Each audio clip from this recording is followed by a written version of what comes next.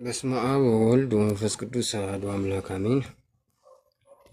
ብሩክ እግዚአብሔር አባዜ ኩሉ ዓለም አምላክነ ወብሩክ ወልድ ዋሕድ እግዚእነ ኢየሱስ ክርስቶስ መድኃኒነ ወብሩክ መንፈስ ቅዱስ ጰራቅሊጦስ መጽንዔ ወመንጽሔ ለኩልነ።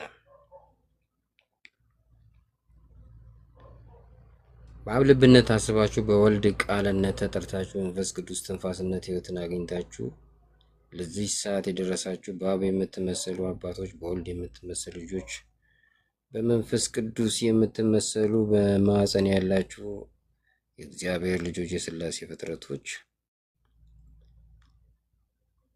የወላዲተ አምላክ የአስራት ልጆች፣ የጻድቃን የሰማዕታት የቅዱሳን መላእክት የቃል ኪዳን ልጆች፣ በእውነተኛው ፀሐይ ጽድቅ ኢየሱስ ክርስቶስና በጨረቃይቱ ድንግል ማርያም ስር የተቀመጣችሁ ትላልቆችም ትናንሾችም ከዋክብቶች ሁላችሁ እንዲሁም በምድር አሸዋ የምትመሰሉት በሙሉ እግዚአብሔር ፍጹም ሰላምታ ሰላም ብላችኋለሁ። እግዚአብሔር አብ ልባችንን ከፍቶ እግዚአብሔር ወልድ ቃሉን በልቦናችን ጽላት ላይ ጽፎ እግዚአብሔር መንፈስ ቅዱስ ደግሞ በእኛ ላይ አድሮ እውነቱን እንዲገልጽልን እውነቱን እንዲያስተምረን ቅዱስ ፈቃዱ ይሆንልን። ወላዲተ አምላክ በምልጃዋ ጻድቃን ሰማዕታት ቅዱሳን መላእክት በቃል ኪዳናቸው አይለዩን ለዘላለሙ አሜን። እንግዲህ ያው ርዕሴ ምንድን ነው?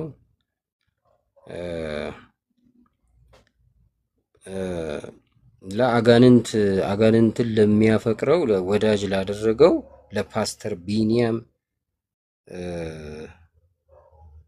ነው መልስ የምሰጠው። አጋንንትን እንደዚህ ያፈቀርካቸው ስለምንድን ነው? ሰዎች ከአጋንንትን እንዳይላቀቁ እንደዚህ ያሳበደህ ምንድን ነው ብዬ የምጠይቀው ለፓስተር ቢኒያም ነው። እና ፓስተር ቢኒያም ያው እንደምታዩት እንግዲህ ፓስተር ገና ከፓስተርነት መጥቶ ወደ ኦርቶዶክስ ገባ፣ ተጠመቅኩ አለ።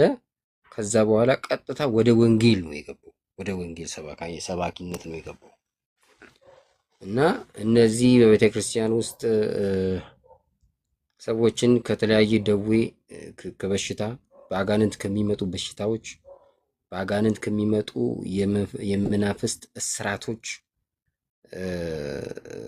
በሽታ ብቻ ሳይሆን በመናፍስት በመታሰር ሰዎች እድላቸው፣ ትዳራቸው፣ ኑሯቸው የሚቃወስባቸውን ነፃ የሚያወጡ ሰዎችን መዋጋት ነው የጀመረው።